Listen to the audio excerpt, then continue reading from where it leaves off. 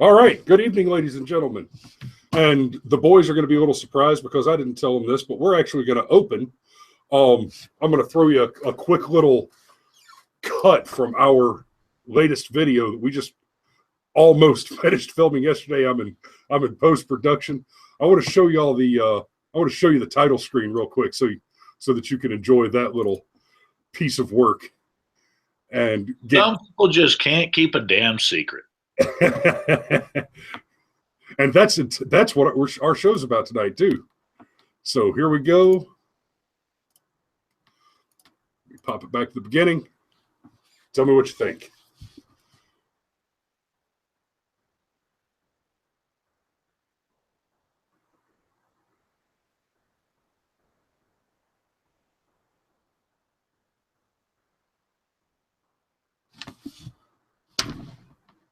All right.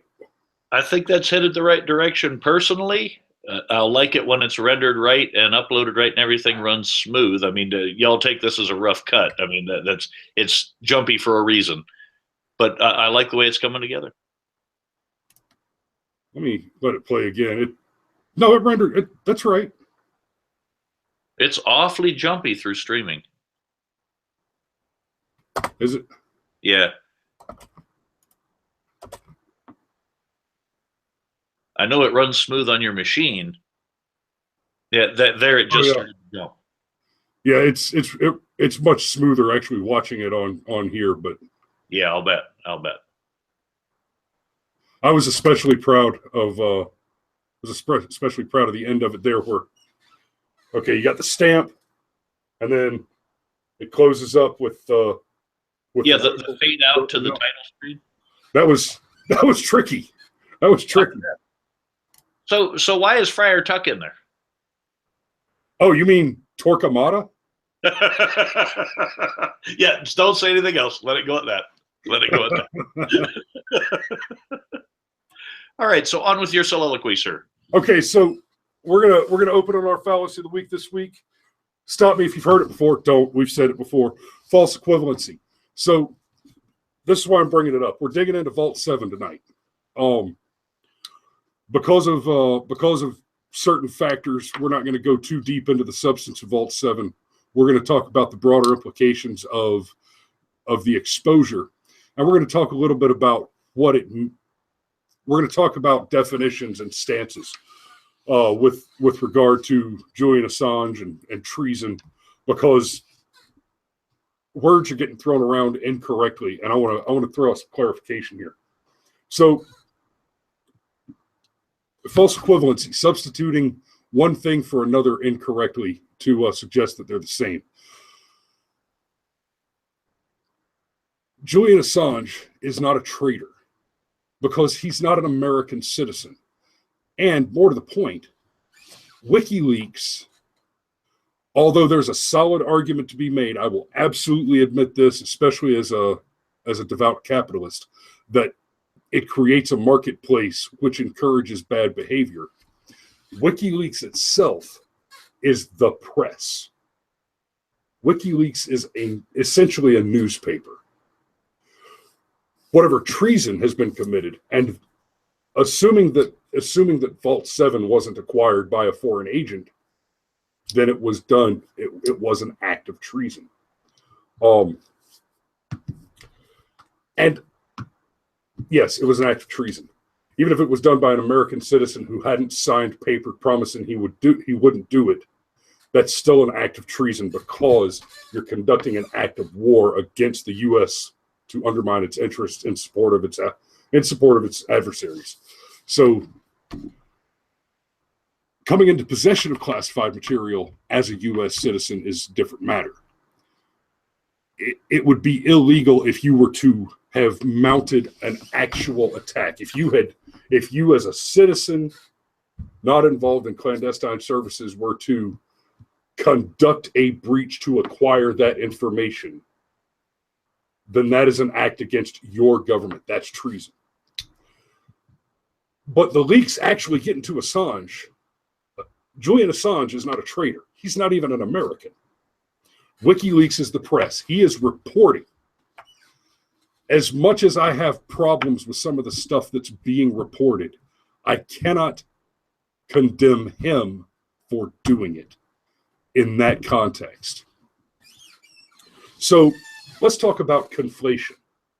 One of the things that's been that has happened with the WikiLeaks thing is throughout the whole Clinton email scandal, once the Democrats started blaming everything down to my toe fungus on the Russians, they used that to try and conflate the Podesta emails and the Clinton emails. And the clear objective there was to minimize the significance of the Clinton emails by suggesting that they were ill-gotten gains because they had been generated by some nefarious means because they came from WikiLeaks. Except, they didn't come from WikiLeaks. That's the thing. And I bet you got at least a 50% rate. If you just walk out on the street and start asking Americans, where did we get the Clinton emails? Oh, we got them from WikiLeaks. And that's not an accident. That is mainstream media malfeasance. That could quite probably be considered an act of treason. I'm not a big fan of having my mind infiltrated by the enemies of liberty. So the Clinton emails, those actually came through us through the Benghazi probe. So Benghazi happened. It was good old Barry O was about to be reelected. God forbid something screw up his reelection. God forbid it be the case that we have America believing that the truth of the matter is that a U.S. ambassador was brutally sodomized and murdered by our active enemies. No, let's blame it on YouTube. Let's blame it on YouTube. He was sodomized publicly and burned and stabbed and beaten to death because YouTube. Because reasons. Well, obviously that's ludicrous, and a probe was necessary. That probe is where we discovered that Clinton was maintaining her classified emails off of the official server, off the official channels. I've got a great video. I'll put a link here about the leaky left that details how we know that the Dems are such a threat to national security, because apparently they're not even aware of the actual procedures. I won't re-prosecute that case here, but I'll pop you a link here so you can go and watch it after the show. It's a great piece. It's my work, so it's brilliant. But it's important that we pay attention to the truths of things and do not allow this fallacious conflation to maliciously alter our opinions or understanding of things. The Podesta emails did come from WikiLeaks. Our information that we're getting from Assange tells us that it wasn't the Russians, it was a DNC staffer that leaked it, because he or she or whatever, they're not people, they don't have genders, they're Democrats. It was upset about the assault on Bernie. And I got to tell you, man, I almost think it would have been more fun to watch Trump beat Bernie than beat Hillary. But whatever, it's cool. So that said, there's our fallacy, the false equivalency thing. We're going to dig into, like I said, I don't want to dig into the substance of Vault 7 so much for reasons. But I want to dig into the positions and definitions here. So Julian Assange apparently is Cameron, fill us in. Why is good old Julian having to hide from all the governments?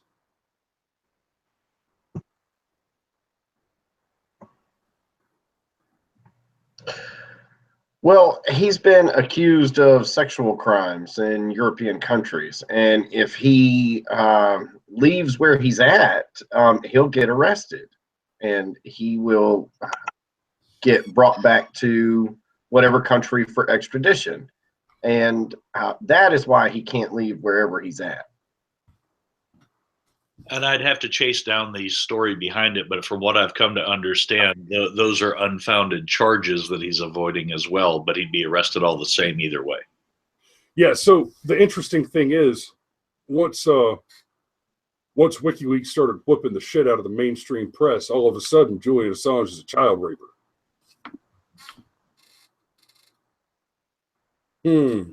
Is that anything like how Milo Yiannopoulos was a Nazi and they just couldn't get anybody to believe it, and then all of a sudden he was a baby raper? Is that how that works? Hey, look, it's that old saying, catch me with a dead girl or a live boy, just not those two things. Yeah. So, Steve, talk me through what you think, because you and I are not quite at odds, but we're not right on the same page with WikiLeaks and Snowden and them. Well, I think part of it, if we chase the things to the root, the idea that our country exists because of a major act of treason. Treason is something essentially not in the best interest of a functioning government. I think how you view said treason depends on how much you agree with a currently functioning government, really. And I wouldn't even say we're a part in what the government's doing. It's how we view what the government's doing is where our disagreement is. Because you've, how to put it, you have worked with more of the things in question in some instances than I have, and things we don't talk about, if they can't talk about, won't talk about because of the agreements that make things like Manning's actions treasonous.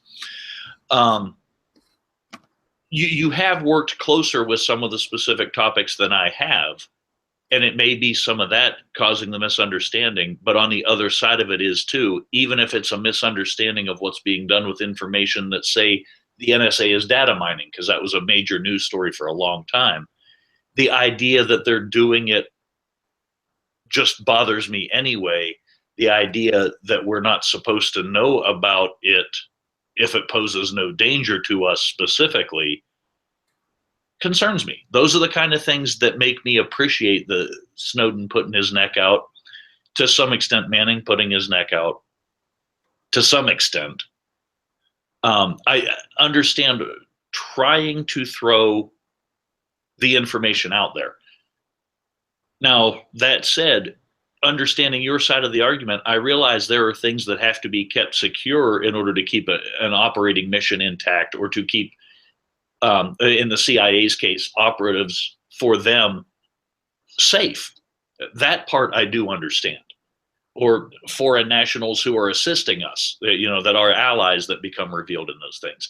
That I understand. I think you have to be really selective about what is a national security issue versus what is a direct impingement on people who live in the country directly. I think there is a difference there. I think there's a line to cross.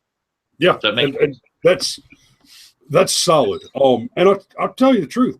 I am deeply biased. I always have been. I always will be. And one of the reasons that I will not accept Snowden or Manning as the heroes that the left wants to paint them as is that they are leftist scum. And at the end of the day, if you want to talk this old fat boy into committing an act of treason, your end goal has to include the absolute elimination of the welfare state. And quite frankly, our traitors today are interested in expanding the welfare state. They're interested in expanding the things that kill humanity. They're socialists, they're communists, they're anti-capitalists, and they're the fascists that Churchill warned us about. Winston Churchill told us that the next time that we have to defeat fascists, they will call themselves anti-fascists. Yeah, Zach points out they're the people that want to destroy the nuclear family. Accountability doesn't matter socially, and if accountability doesn't matter, then classification doesn't matter. And he's got a fantastic point there. And Zach, I'll tell you what, keep an eye out. We're going to have a video coming out in hopefully just a few weeks after I finish up the one we filmed yesterday. We're going to do one on the artificial extension of adolescence, stuff about raising ages of consent, why it's ridiculous that the drinking age is higher than the enlistment age or the voting age. Especially when you see who we have to vote for. Damn it, everyone needs a drink. Yeah.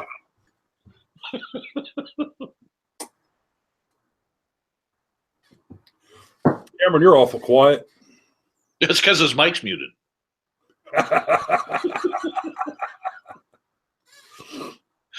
Sorry if the show that we had tried to refine a little bit to all the watchers is a little bit loose tonight. We spent most of the weekend with very little sleep and in each other's company trying to work on the project we were on.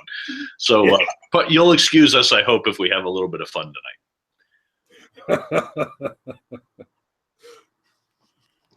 Well, if I was going to add anything to it, I would say that I think Chris's fundamental point that the language is really being misrepresented and misused here is important, because he's correct. Assange is not a traitor. He is not a U.S. citizen, so he cannot betray America.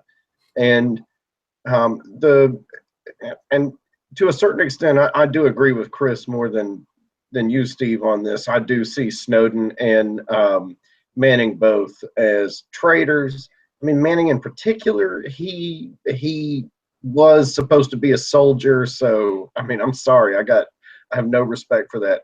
And you were confused because you were really supposed to be a girl the whole time, and that's why you sold national security secret. Okay, sure, whatever. But I do think that in a lot of ways, what Assange does is openly anti-American, but he doesn't lie about the fact that that's what he's doing. He thinks America's extremely corrupt, and he wants to put a little mud in our eye, and he doesn't at all pretend like that is not his end game. I think that's an interesting point you make, Cam, but I think it's also interesting, too, that the people that are yelling about the mud in the eye aren't necessarily the side you'd expect. And I think that's what gives Assange the credibility, is he releases it no matter who it hurts, because the whole system is corrupt. Yes, and that's the other thing I wanted to talk about is with WikiLeaks. Of course, when Manning and Snowden dropped their bombs, the right was furious and, we need to go after WikiLeaks. We need to eliminate this threat. Blah, blah, blow them up, blow them up. And the left was just, oh no, they're heroes. They're heroes. They're champions of freedom. Artillery. Excuse me for the F-bomb, but it was awesome. But then when the Podesta emails came from WikiLeaks, it was exactly the opposite. The Republicans were, well, thank God we have this information. It's an important revelation. And it was an important revelation. And in fairness, Podesta's emails weren't national security. They weren't national secrets. The Clinton emails, which came through us, not through WikiLeaks, were national secrets. That is true. And important ones, special access programs. We have reasonable certainty that at least one American agent was killed as a result of the Clinton emails. And we've got these shitburgers like Elijah Cummings. It was just three out of 30,000 emails. Just three. It's just 3 felonies. Why are you that concerned? It's only, exactly. It's only 3 felonies. Okay, it's only 3 rapes. It's only 3 murders. Who cares? Incidentally, it's only 3 bank robberies, guys. Say again, Cam. Sorry. It's only 3 bank robberies. Yeah, right. Chris, just on an interesting note, since we're throwing the names in back to back, who's the bigger criminal, the DNC or Snowden? Well, not even the DNC, the Justice Department at that point, because that was Clinton's underlings, right? Yeah. But DNC, Justice Department, both. That doesn't lessen what the things that Snowden did that did cost major. The State Department, not the Justice Department. Yeah, that's right. Sorry. Although it is interesting that we did have that revelation this week that we got to get to the Trump wiretaps too. Yeah, go ahead and roll. It is interesting that on the Trump surveillance, there was all the noise right after the Comey hearing about that little meeting that happened between Slick Willie and Loretta Lynch on her private jet where they talked about their grandchildren, which is an interesting. Oh, we talked about our grandchildren. She doesn't have any grandchildren, but whatever. Nobody was going to verify. Nobody was going to look into that, right? Nobody was going to question her. Nobody that was going to defend her would. But we all assumed that when Comey came out and said Hillary Clinton is absolutely as guilty as she could possibly be, she is caught absolutely 100% with her hand in the cookie jar. There is no room for doubt that she is purely and cleanly guilty. And so we are not going to move forward with prosecution. What? What he should have done was resign his post in the very next breath. The email, the whole email thing, she's not guilty on Benghazi. That's a different matter. But guilty of breaching security on the handling of secure communication, 100% guilty on that, and several counts of perjury within the hearings related to it.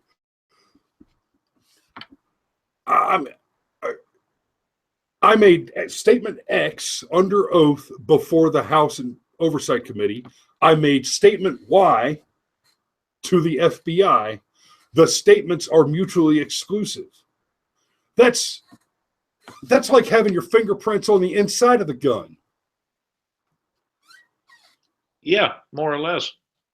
But I'm sorry, I get wound up on that. We've got representations for lies, which is interesting when we wound up talking politics. But we all assumed that went down that way because of something that Slick Willie said to Loretta Lynch on the airplane.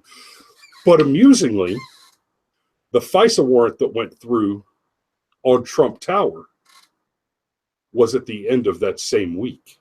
Right. So here's what we've got.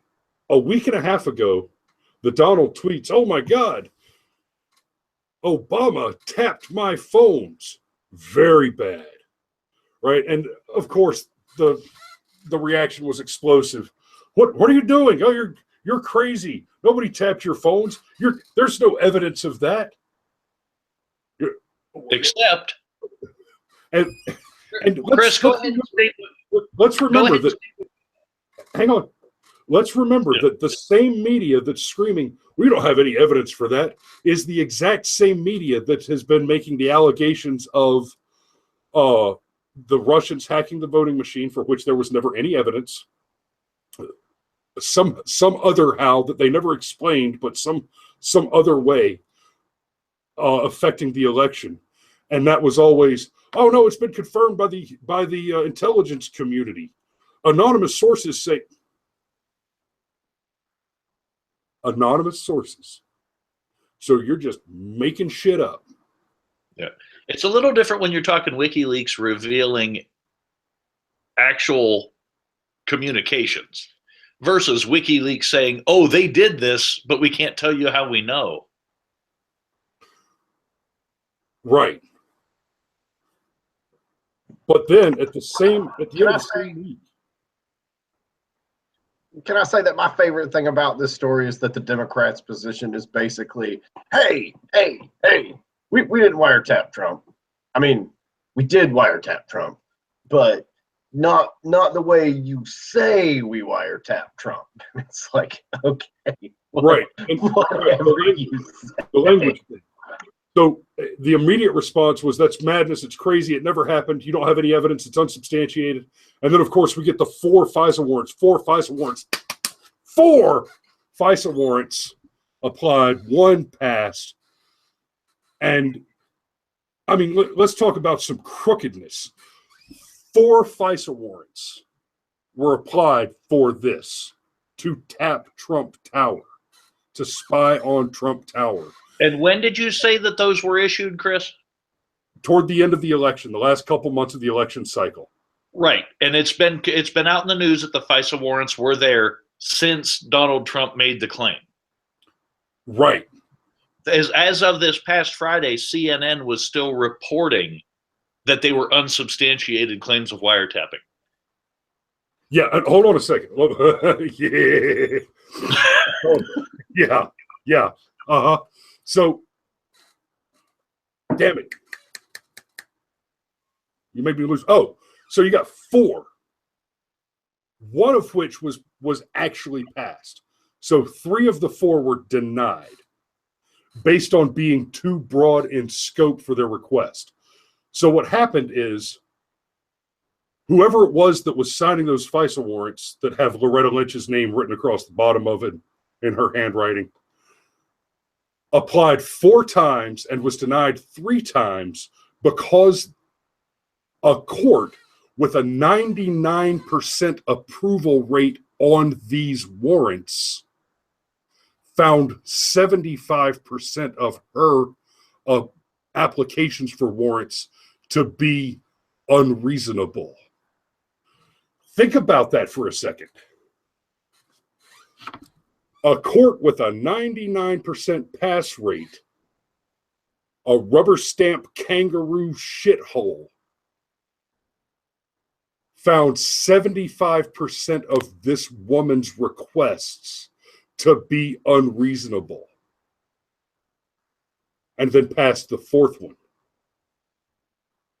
Go ahead. It's just a coincidence. What? Oh, I was going to say, it's just a total coincidence. I mean, complete coincidence. It's just, it's the math, really. Yeah. And I want to just take a brief time out and say, guys, we have more live viewers at this exact moment than we have had on any other show except for the libertarian debate and the election night coverage, which is no longer available because Fox News filed a claim against us. That's when we knew we were starting to get somewhere. Yeah. And for all you guys who have tuned in to join with us, thank you very much. We couldn't do this without everybody at least being interested. Hopefully you agree with some of it. If not, let us know. We'll discuss this.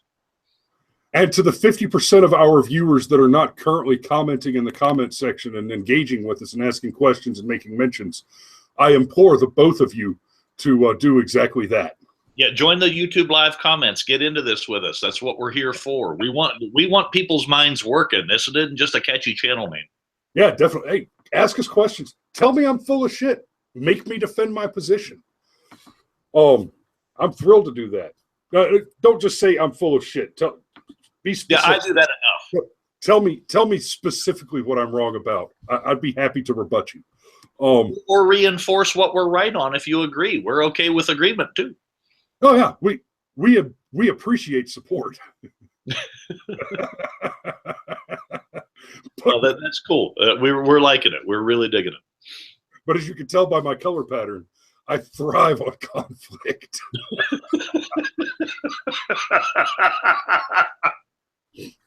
Oh, quote of the night right there. Oh, yeah. So anyway, let's give them what they're here for then. Absolutely. All right. Guys, I'm drying out. Y'all gotta pick up a little bit. Y'all gotta come in and y'all gotta jump in on this a little bit. I think I have a little bit, just simply because we tossed that ping pong ball back and forth about the Snowden disagreement we do have. And like you said, it's not a major disagreement. I think it's a semantic thing, except for a couple things that we're not allowed to talk about because one of us isn't signed on. Yeah, actually, that is true. You want to call that? Yeah. Okay. I've also seen another name come out as far as the DNC leaks in the beginning. Sorry, the comment that you responded to just now, Chris, is what derailed me. Yeah, the Flynn leak is the event that prompted me to make the video Leaky Left that's out there that I'm trying to promote a lot because it's awesome. No, I got a little bit of my thoughts together. I believe the last name was Arwan, something like that, something similar was the leak from the seeming to be the leak from the DNC that got the DNC stuff about Bernie out into the news, because somebody gave this guy and his whole family the keys to the IT car for service for the DNC, or possibly even for a government office. And then when they weren't allowed to do that anymore, they were consultants for the DNC. But anyhow, they had access passwords and things to Debbie Wasserman Schultz's iPad thingy. So they think that might be where some of that stuff came from. Nobody's actually, so I've seen, voicing the direct connection that he is the leak, but they definitely want everyone to know he had the login and password for it. So somebody that can be an absolute 100% false flag. Look over here, look over here, look over. I promise your premiums are going to go down by $2,500 a year. If you make your plan, you're going to be able to keep your plan. I don't even see this as a false flag, maybe a scapegoat. But if it is true, if this is the dude that hacked the DNC and said, hey, they set Bernie up and cut him loose for this, maybe the Democratic voters ought to give this cat a medal. Yeah, and they did set Bernie up. And go ahead, Cam. Thanks, buddy. Love you. I really do. No, and I just wanted to point out that they did set Bernie up. Not at all support a socialist. The fact that a lot of Democrats would have preferred him as opposed to Hillary is pretty terrifying to me, honestly. Agreed. But they screwed him over. There's no other way to say it. And he still won 24 out of the 50 states. They rigged the deck against him, and he still almost won the primary anyway. I mean, they had to fudge the super delegate vote thing that they put in place in order to make it work. They had to take their deck stacking and restack on top of it to make it work the way they thought it should. Yeah, I got a chuckle out of the memes that came out where it was a picture of Hillary and it said, "You're strong enough to lead the strongest nation in the world, but you had to rig an election to beat an 80-year-old commie."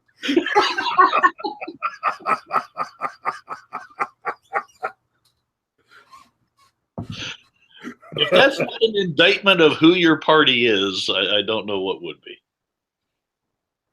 Don says he's sick of hanging out in the hotel room, but just imagine, Don, if you were home with the wife and kids right now, you might not be able to watch our show for fear we might use the fuck word. We try not to generally, but it happens. Do that. That's why we edit, like Chris just did.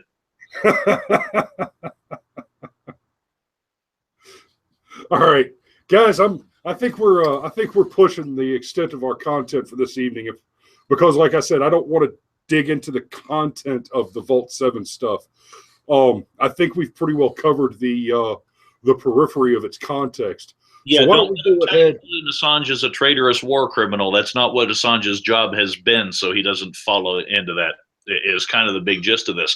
However, Cameron has provided something this week ahead of the time when I provided it, so we need to give that boy the chair. Oh, that came out a little wrong, didn't it?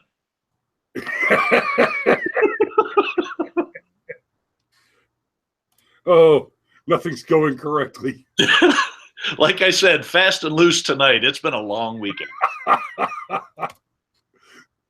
Hey, Cam, what do you got? Okay, guys. Well, what Steve is referring to is everybody's favorite segment of the week, White Hats Matter.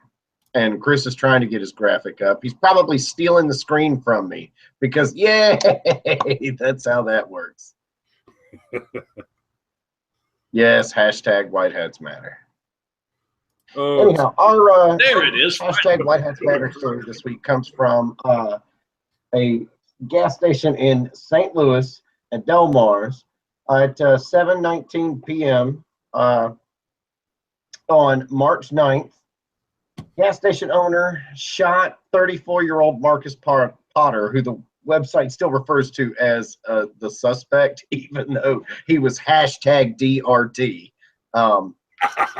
Basically, this 34-year-old guy tried to rob a gas station, and the gas station clerk had a gun, and he shot him, and he died. And now he will never, ever, ever, ever rob another gas station. So white hats matter, and DRT. That's what makes these stories the best. For those who don't follow, hashtag DRT is one of our favorites. Those are the ones that end up in the perpetrator being dead right there. Yeah, buddy. All right, boys.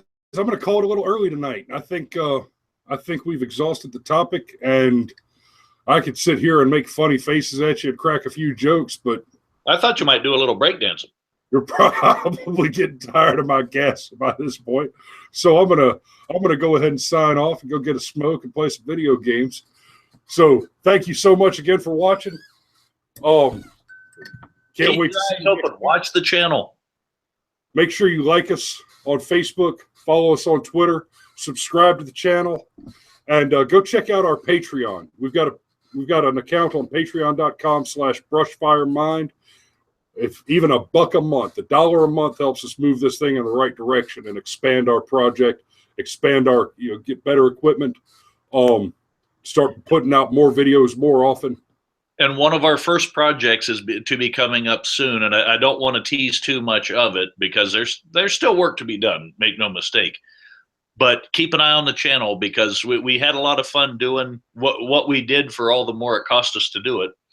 And we're really wanting to see some feedback. We're looking forward to giving you what we got coming up. All right. Yeah. So good night. We'll see you next week at 2000 on Sunday evening. And until then, remember, if you build a man a fire, he'll warm for the evening. But if you set a man on fire, he'll be warm for the rest of his life. Amen. Good night.